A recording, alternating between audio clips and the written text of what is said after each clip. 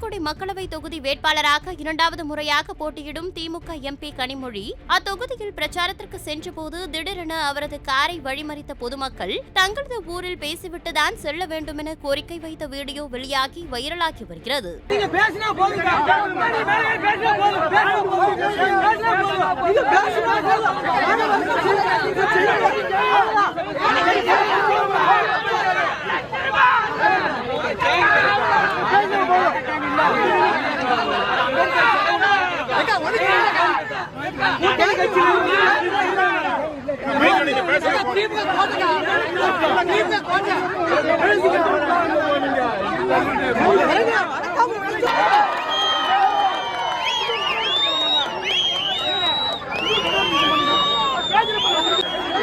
அன்பான ஒரு வரவேற்பை நான் பார்க்கல. வழிமறித்து பேசிவிட்டு தான் போக வேண்டும் என்று கேட்கக்கூடிய அந்த அன்பு, அதற்கு நாங்கள் தலை வணங்குகிறோம்.